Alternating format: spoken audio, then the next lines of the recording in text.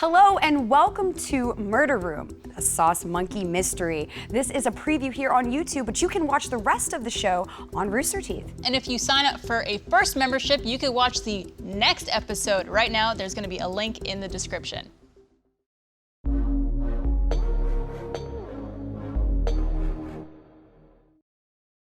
On August 19th, 1989, they entered the world. Twin boys that grew up like any other kids. They laughed, they played, they climbed trees.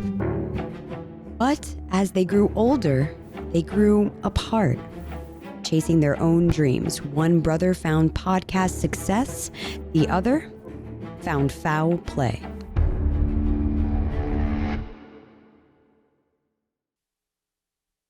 Welcome to the Murder Room. We're here to solve a very special crime that hits close to home. I'm John Reisinger, and joining me to host this mystery is BK.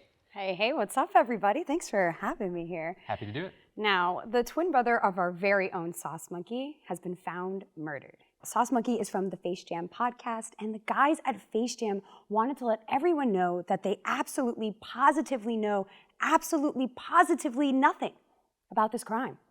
Can't stress enough how little information they know about anything. 100%.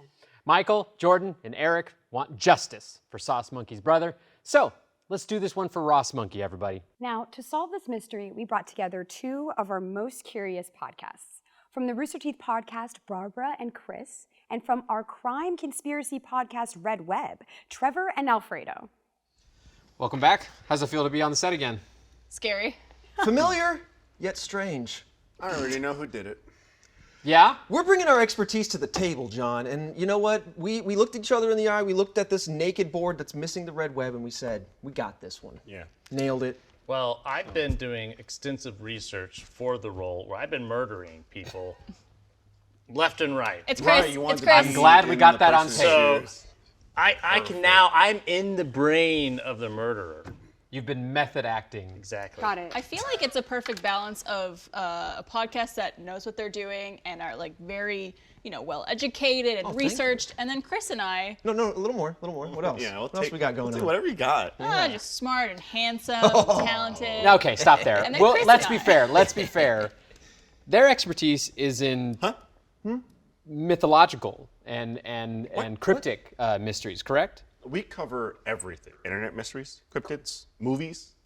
We have a whole task force behind us and a laboratory of buff scientists looking to just mix and match chemicals. And how many murders have you solved? Almost, What's that number at?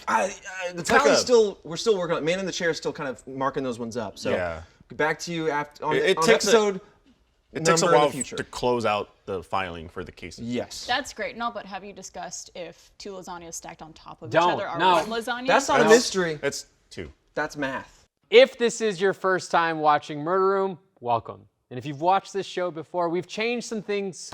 For one, we retired our crime AI called Jessica. R.I.P. Jessica. And we've changed how we solve this mystery. Yes, the interrogation will be broken up into 3 rounds, 1 round per episode. And each round will question 2 suspects. Now, there's no time limit.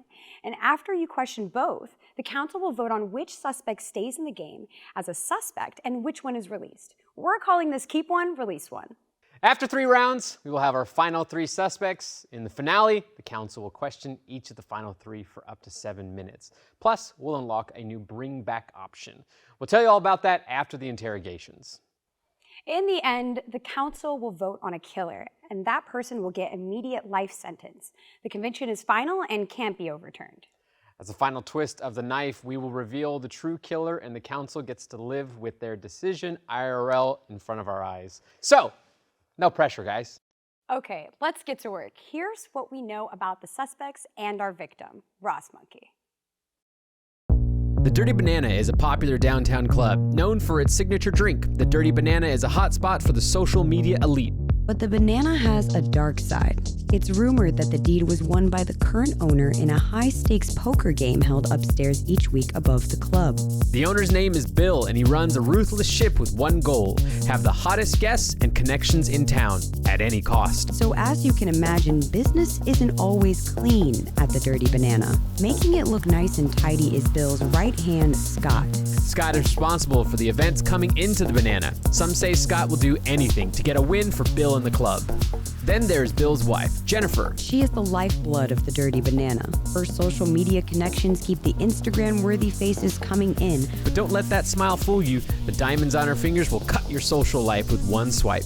This is where our victim, Ross Monkey, swings into the picture. Club employees say Ross Monkey, a personal trainer, came to Bill, Scott, and Jennifer with some big ideas and bragging about some big connections to the hottest podcasts. The Banana Gang bought in, and when Ross Monkey couldn't deliver, that's when things got slippery. To keep his foot in the door, Ross Monkey befriended the Banana's bouncer, off-duty policeman Officer Martinez. The two were often seen grabbing a bite after the club doors close on the weekend. And that's how Ross Monkey met Sydney, the wife of Officer Martinez. Cindy would often drink at the Dirty Banana. Some employees say Cindy was there to keep an eye on her handsome badge-wearing husband, but it was Cindy who ended up in the arms of another man, our victim, Ross Monkey.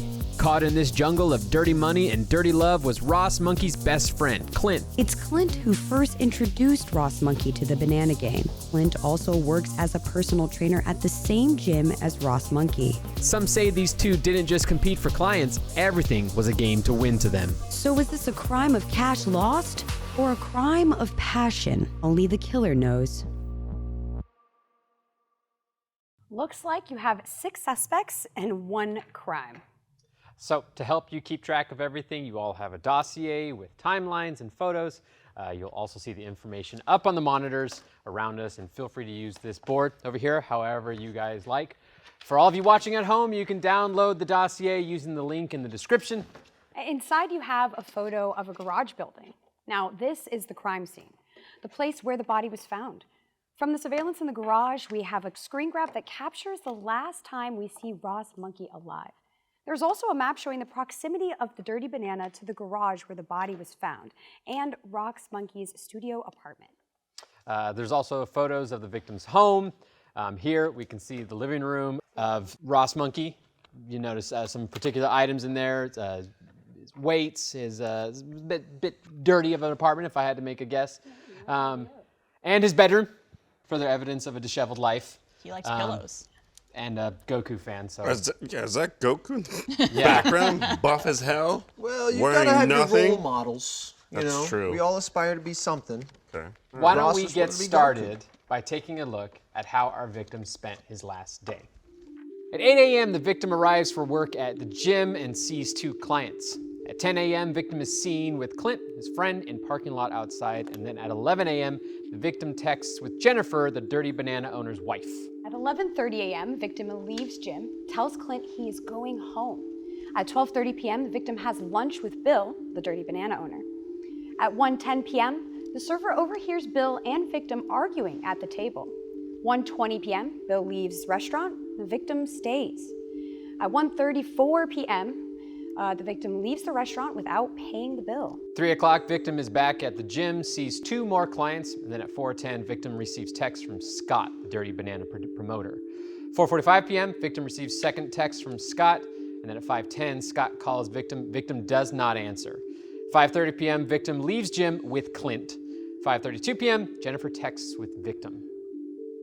At 9:30 p.m., the victim receives a text from Jennifer. At 10:05 p.m., the victim receives a text from Sydney. At 11 p.m., the victim receives a text from Clint. At 11:52 p.m., the victim receives the second text from Clint. At 3:06 a.m., the body was found. All right, you guys have got a lot of information. Based off of that, let's get some first reactions. What are you guys thinking? Barbara, where's your head at? You think you've already got some motives figured out? I do. With Cindy having the affair with Ross and Martinez finding out about it, maybe he was angry, maybe she was trying to hide something. And, I know that Bill and Ross had a whole falling out at the restaurant, so maybe he was angry with him, maybe he knew something about Bill that Bill didn't want him to know. Who knows? I tend to agree with what Barbara's saying. There's a lot of, dirty bananas here, to use the club's name. I mean, Bill seems very ruthless as a business owner. There was arguing happening, like Barbara was saying at the lunch. But then you have some friendly potential competition here at the gym with CLINT. And there's like, we got Scott who would do anything for a win, is what it sounds like. So I don't know. There's definitely some things that leap off the page, but I think it's the things that don't leap out that I want to dive into more. I think for me, like looking over all these notes here, I know like one of the big things was Cindy was having an affair, right? But I think I want to dive a lot deeper, and I can't wait to dive deeper into the relationship that Jennifer had with Ross Monkey, to be honest. We do see here that hair was found on the victim's coat, and I feel like there's a lot more to be told there. Yeah. Some forensics to figure out. But monkeys have a lot of hair. We all know that. You're not wrong. I'm really glad you're joining the conversation now, and I'm really glad you joined it with that. I want to know about the relationship between CLINT and Ross, the monkey. Because they seem to have some sort of like falling out between, there's some relationship between CLINT and Scott and the gym. Because Scott is a former business partner with Ross, but CLINT is currently working at the gym with Ross, but they were all having arguments and stuff. There's something, we don't know, we have no idea what's going on there. We don't even know what goes on in a gym. What I know, What, I've never what are been- people doing in there? I've never been, I have no idea. personally. Slanging and banging weights. I just know science goes down in a gym. Yeah. That's all I've learned, but I think you're onto something because CLINT and Scott were both the two individuals that had the last contact, so to speak, with the victim, Ross. I mean, CLINT was the last person to text the victim about meeting up, and then Scott was the last person to call the victim. And that one was, I think, on the timeline, it was a little bit closer to the event. Yeah. Scott is interesting to me too because, it was mentioned that he's kind of Bill's right-hand man. And so if Ross and Bill were having some type of issue, maybe Bill was like, maybe take care of Ross for me, you know what I'm saying? And Scott just doing the dirty work of Bill. It's amazing. You haven't heard these people talk yet, but you nailed that I'm nailing accent. their voice. Yeah, that's Perfect. spot on, You also have actually. a cigarette, Yep. Hey, Um, take care Constantly of it for me. ashing it on people. Yeah, he would. Well, you guys have a lot of questions, which is perfect. So why don't we get some insight on the suspects from two people who know them personally? We have Rachel on the line.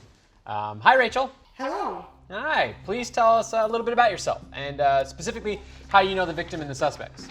I am Rachel. I am the manager of the gym where Ross Monkey and CLINT work. Fantastic, fantastic. Feel free to ask Rachel any questions about anything you want. Well, let's talk about CLINT and Ross a little bit. They got a little competition going on. They're both personal trainers, friends, maybe. Have you seen that competition come out of them, that competitive nature? And does it ever seem to be in jest, like a friendly nature? Or is there something a little bit more sinister, nefarious even, behind that competition? Well, they try to outdo each other pretty much all the time. They get mad at each other about it.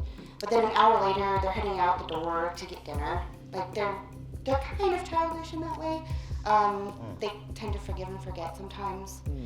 I guess since Ross is a twin, he kind of treats CLINT like one, if that makes sense. I mean, they're the same size like twins, wear the same clothes, hats, you name it.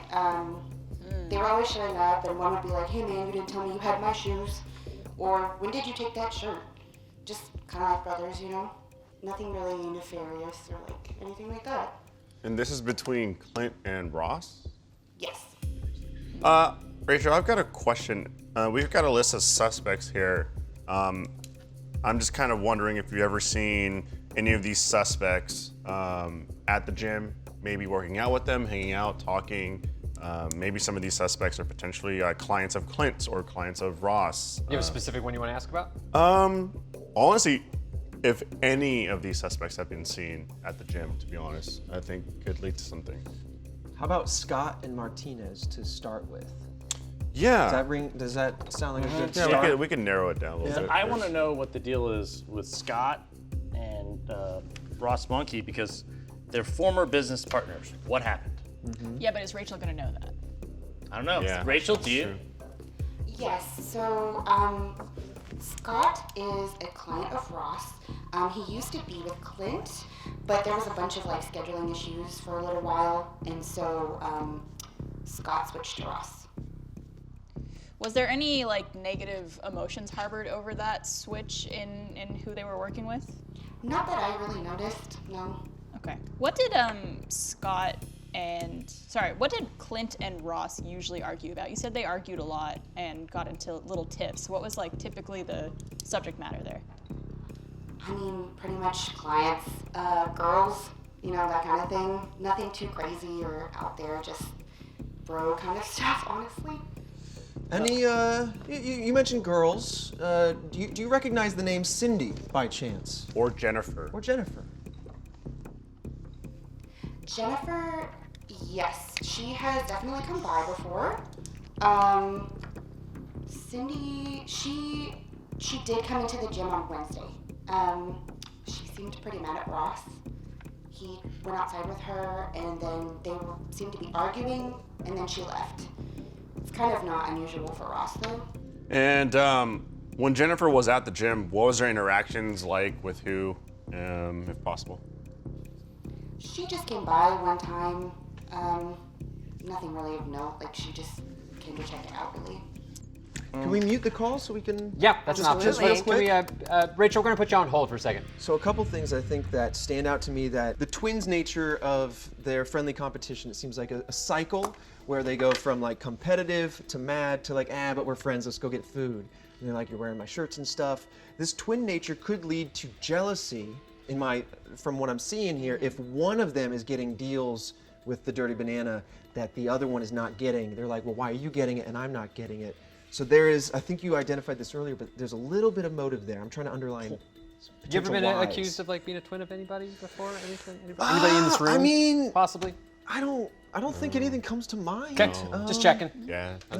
Playing off of that, Yeah. the whole twin brother thing, we don't really know the relationship between, Ross and his brother, his actual Sauce. brother, Ross and Sauce. And it seems like there was some sort of, Divide? falling apart, breakup.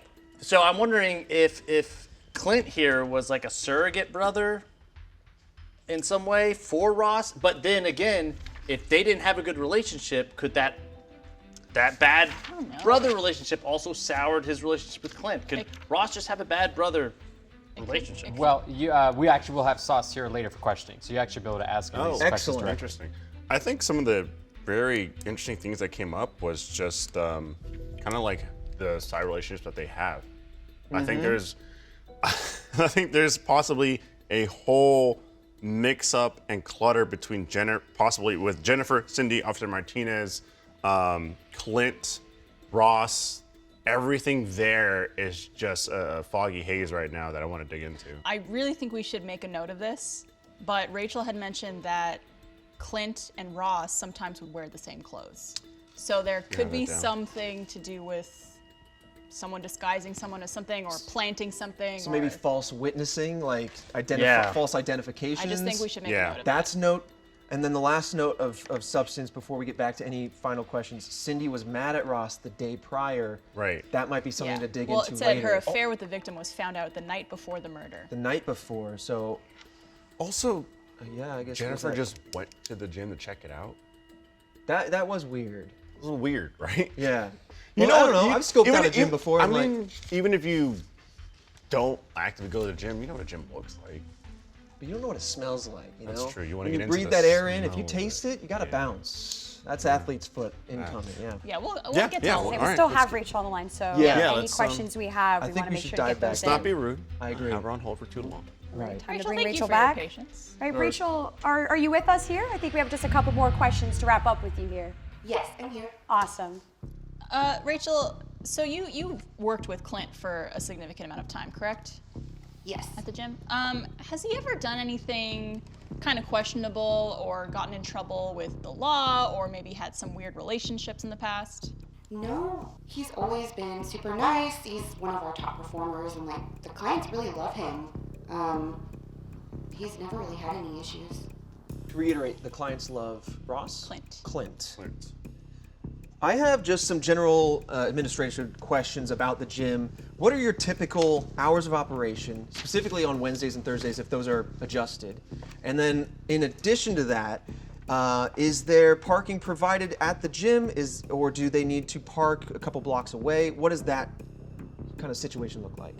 We are open daily until midnight, and we are fortunate to have our own parking lot. Is that parking lot the one where Ross's body was found? Was it the parking lot at the gym? No, ours is a lot. We don't have like a garage or anything. Okay.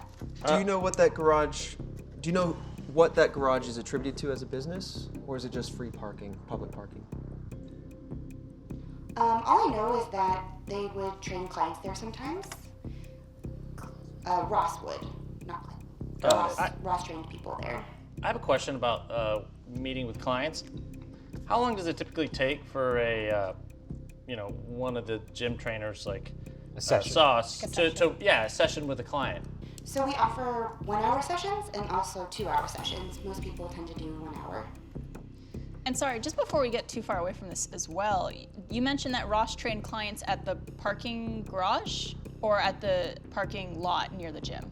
At the garage. He really liked doing like stair exercises with them, so he would make them run laps on the stairs and that kind of thing. Rachel, when Cindy was at the gym on Wednesday fighting with Ross, was Clint there? Yes, I believe that he was. Was Clint a part of the conversation? No, he wasn't. And what was kind of like, did he show any emotion? Was he aware of the argument that was going down? I'm not sure. I think he was fully booked that day. He seemed pretty busy. One last question from me. I hear that the clients love Clint. Very good reviews. If you were to say, is there a similar love from the clients on Ross's side, or do you think that that is part of their maybe friendly competition? It's definitely part of their competition. Like they try to see who can get the most compliments, or like, it's really gross, but they do like number competition, like if people will willingly give them their phone numbers, like that kind of thing. They're Okay. super competitive. Very competitive. But everybody loves both of them. That's great. That's interesting. I guess a counter question or a follow-up question to that is, I hear that Scott swapped from Clint to Ross. Do you have any reasoning for that? Have you heard of any reasoning for that? Because it sounds like Clint might be the more admired He was with Clint and then he went to Ross. Exactly. Yeah. So why is he swapping? with Ross? She said it was a scheduling conflict. Yeah, Got Clint it. had to take some time off for personal reasons, so Ross just took over. Okay. Personal What reasons, were the- like murder? What were the personal reasons Clint said that he was taking time off for? I can't say. It's personal. And when was that? What period? It was probably 4 months ago. Okay, You want to do some final questions with Rachel? I'm good. All right. Well, thank you for your time. Thank you, Rachel. Thank you so much for us. Next, we're actually going to talk with Delores. She is a bartender at the Dirty Banana. Dolores, thanks for taking the time today. Can you tell us a little bit about yourself and how you know the victim and the suspects? Yeah, hi. I'm Dolores. I'm one of the bartenders at the Dirty Banana. I've been there a couple of years. Had you seen Ross at the Dirty Banana before? Oh, all the time. Okay. What's your understanding of the relationship that Ross has with Bill, or perhaps just the club in general? So all I know is that Ross Monkey had a connection with some famous podcasters or something, and Scott was gonna bring them through here, some kind of like Vegas residency. Jennifer said this would be the only place to really see them perform live, so fans would be flying in from all over the world, and I know Bill spent quite a bit of money putting that stage together.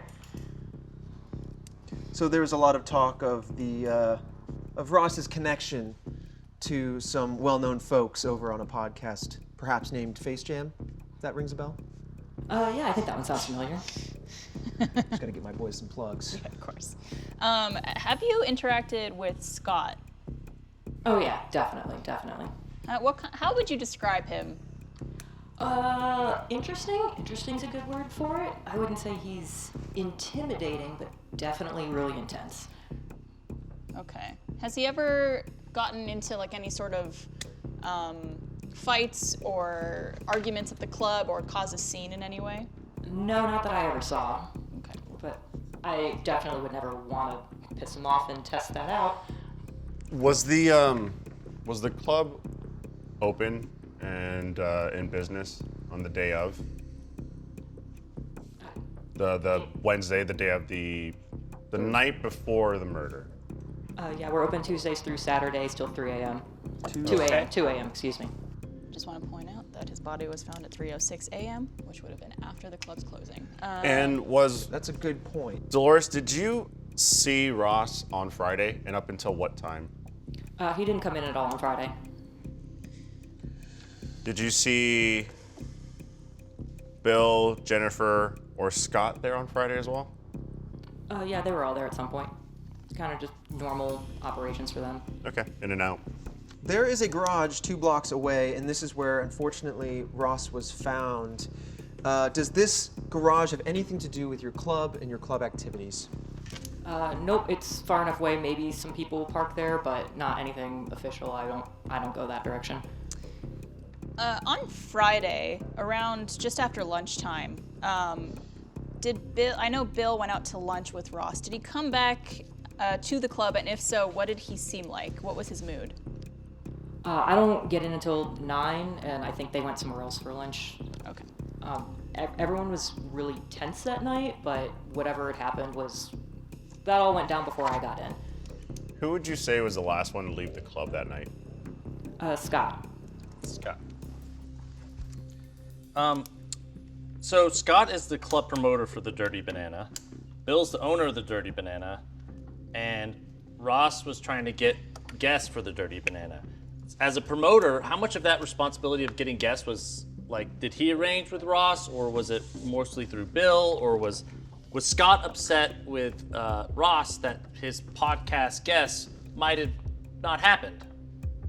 Ross and Scott were working on this really closely together. It was kind of both of them 50-50 on making this happen. But Bill and Jennifer were also really involved in it. For this mistake that Ross kind of made of not being able to follow through on this, did the club lose any money or any sort of traffic because of it? I don't know how much, but I heard some rumblings about some pretty hefty sums of money being sunk into it. Was Officer Martinez there that night? Yeah, he was working his regular shift. We cut him a little bit early, around 1 a.m., because we were just running a little slow. How did Martinez seem that night? Because he might have found out some information during the day that would bother him. Did he seem disturbed or upset? He seemed a little bit quieter than usual. Okay. What is his general disposition? You say he's quieter than usual this night, but how is he on a normal day?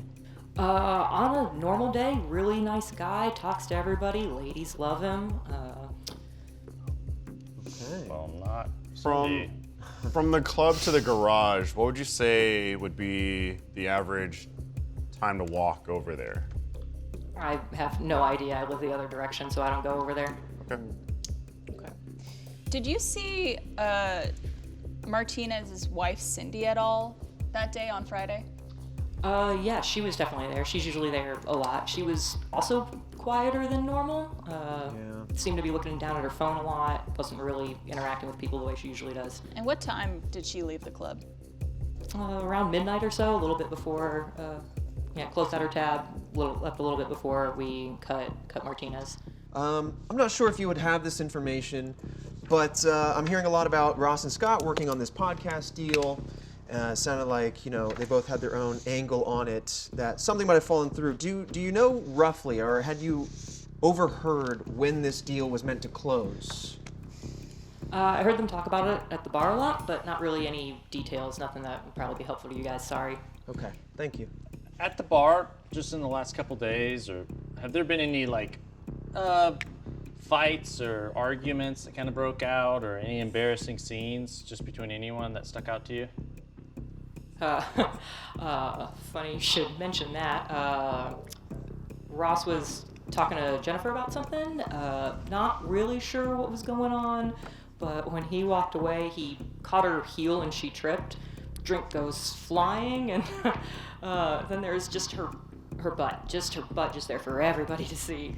Pants ripped and everything just sort of fell out. I've never seen her so angry. And when was that? That was I think it was Wednesday night. And how is Jennifer normally? How is her disposition? Is she a pleasure to work with, or? She's easier to talk to than Bill, but can get pretty nasty. Definitely not somebody I'd want to get on the bad side of. And do you think, for example, what Ross did there on Wednesday, whether on purpose or unintentionally, do you think that might have put him on her wrong side? Her ego definitely took a hard tumble there too. I wouldn't be surprised if she kind of held that over him a little. What would you say is the overall, prior to that relationship between Ross and Jennifer? Yeah, they worked together. I saw them talking a couple of times in the parking lot after hours. Not that means anything, but when you see two people talking at their car, kind of. They were in the car talking, not just standing outside of the car. Just outside, doing the casual lean thing. And is this normally after hours, after closing? They just kind of hang and talk sometimes? They would talk in the club, and then after hours talk outside. Anyone else you'd see Ross talk with after hours? Officer Martinez, just kind of depended who was around. Ross and Officer Martinez, they were friends? Sure, yeah, they were friendly towards each other. There was no clear animosity or anything. It was just friendly professional relationship when he came in. Did you? I know sometimes they'd have breakfast after we closed down. Some of us would go do that sometimes. You may or may not know of a close friend, Clint. Did you see Clint there that night? Close friend of Ross? I didn't see him at the club that night, but I know of Clint. Okay. Know of him in a good way or what? You said. Well, I mean, he tries way too hard, way too hard. But he would come in here. They'd come in here together sometimes, especially when they started working on that podcast thing. They were here a lot, buying rounds for people, trying to show off. So they're trying to show off. Is it more on the front of maybe trying to pick up somebody, or did you get any inclination that Clint might have tried to, was he trying to sweet talk you guys to maybe work a deal out? Was there any conversation like that around Clint and you all? Clint's the one who introduced Ross to Bill and Jennifer to make this stuff happen. You want a little pause? Yeah. A little pause We're here. gonna put you on hold, Dolores. So Clint has this jealousy, competitive nature with Ross, but he's the one that introduced Ross to the club, and then Ross gets the deal. That's the why for Clint. That's a strong why as well. Motive. Yeah, Like, but the as deal in he- fell through though. But he. Yeah. Only it seems because Ross didn't uphold his half of the bargain. So there could be some motivation then on Scott's side, because it's 50-50 on the deal. You fell through on your half, and then the owner, Bill, there's also motive there for like, I'm So just you're interested to see if Scott tried to swoop in on that, right? right. And try and fix it, maybe get some praise from Bill, whatnot. So, you're saying Clint might be upset because he felt like he was getting cut out of the deal. I'm just saying that there is some motivation there Yeah, from what I'm totally. seeing, yes.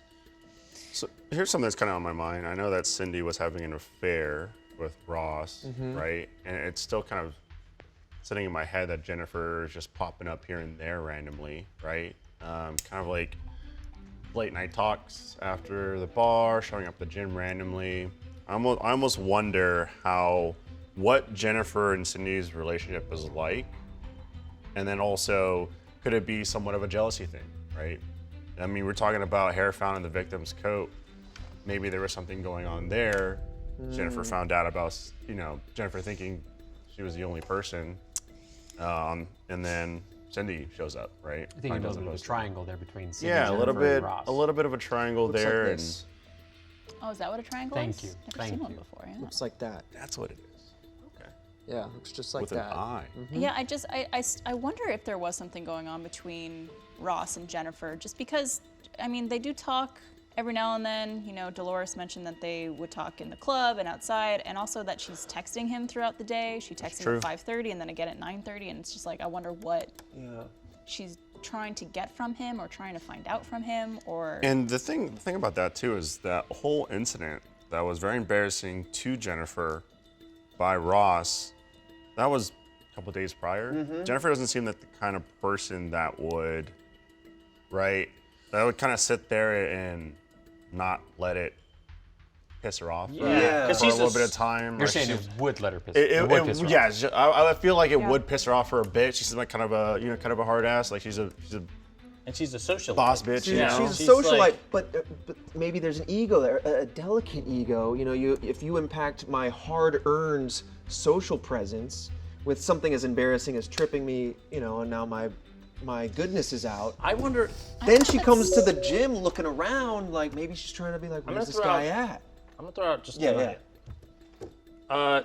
Ross and Jennifer would hang out in the parking lot. They were friends. She's got monkey hair found on her. No, she says her hair- hair is hair- found on hair. the victim's coat. Okay. What if, throwing this out there, maybe Ross likes to hook up with married women. Maybe he had an affair with Jennifer first, and then the triangle. And then found out about He's Cindy. catching up to what you just said a Yeah. second ago. Took a minute. took a second. Yeah, he got there. Needed to marinate. You went the back roads, and he took some side streets that he knows, and you found your Took way. the highway, and we're and took there. the scene. He walked. Connected. Yeah, he walked. I walked around. Maybe waited for the bus for a little bit. Right. Well, I think, There wasn't a bus stop either. I think a big question is, does Bill, if there is some sort of thing going on between Jennifer and Ross, does Bill know about it? Right, And how because there's the it's- argument with yeah. Bill, business or otherwise. So there's a lot. Yeah, there's two strong angles here. All right, y'all, do you have your questions ready or any last questions left for Dolores? Or can do we you have any let last them go? Could we get her back on the line? Yeah. Ross had boasted about ties to local celebrities and stuff like that. And I don't know if Scott also had those ties, but I guess was there some type of competition between Scott and Ross in any sort of way to like get big names for the club or impress Bill in some capacity? I wouldn't be surprised by that, but I didn't ever see anything like that. And how was business in general? Was the club in trouble? Was it like not doing well? I mean, you say they closed early and what is a Saturday night, and they went early. Security guard. Friday night.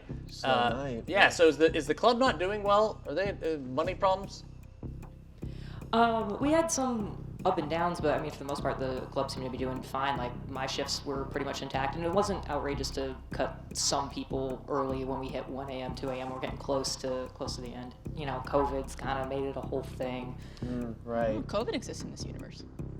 Yeah, so do you. The MRI. So you're the bartender for the Dirty Banana.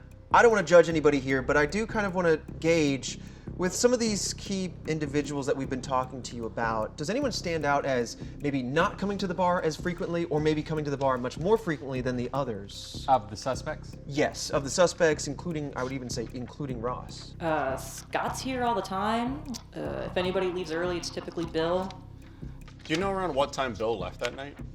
Bill left around 1 a.m. or so. Now, Also, help but think that Officer Martinez also was cut around 1 a.m. Did you happen to see Bill and Martinez leaving together? I didn't notice them leave together, no. who tends to close out when the owner, the bouncer, and the socialite are all kind Probably of gone? Scott. We have 2 bouncers, so that's why Martinez got to go home, so we kept 1 to cut him. And then, yeah, when Bill's out, Scott will close. So, would you say Bill, Jennifer, Martinez, Cindy, and Clint, Scott, I mean, you know all these people. Were any of them, did any of them not like Ross or have an issue with Ross that you know of? Bill was definitely not happy with him with this deal falling through and the amount of money he had already sunk into it. Do you happen to know if Scott has done anything illegal for Bill? I don't know his background. I make a point not to ask. I guess my last question to you would be, compared to most nights at the club, did anything stand out as abnormal that night? Anything you saw or heard?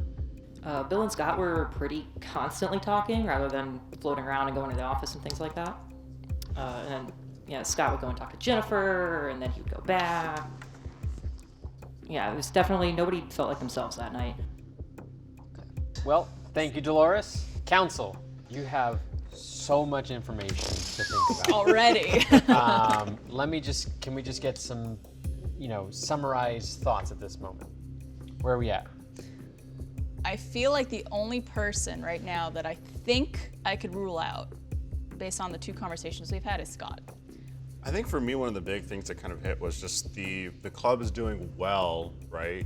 I know Bill and Ross had a lot of arguments, a lot of heated discussions, even that day, I believe. And so the club's doing well. Is that enough to set Bill off to murder someone when the club is doing, okay? Right? I guess it would depend on what the deal was. Right, yeah. But what does sound interesting to me is like the more we talk to Rachel, the more we really started to dig into Clint, and it seems like there's a lot of stuff within that relationship that the friendship stuff might kind of obscure. We need to figure out what happened with that deal. Yes, and why it fell apart. Was it on the podcast side, or was it Ross making false assumptions without really clarifying?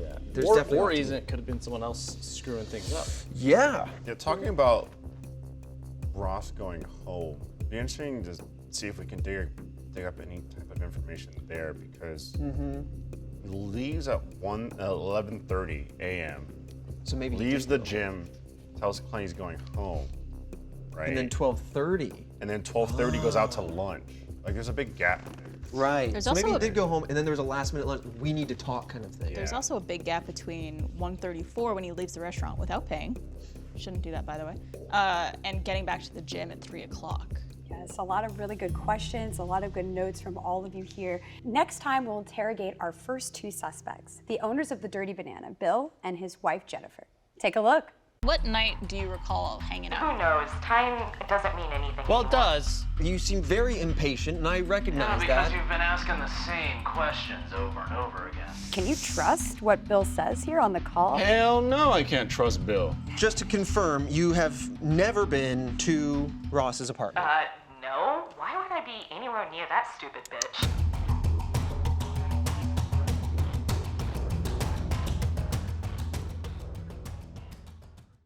All right, everybody, get your detective hat on and notepad ready for our next episode. The story starts to unfold with the first interrogation round. Also, in a future episode, the victim's twin brother, Sauce Monkey, will join the council. Yes, but for now, the murder room is closed.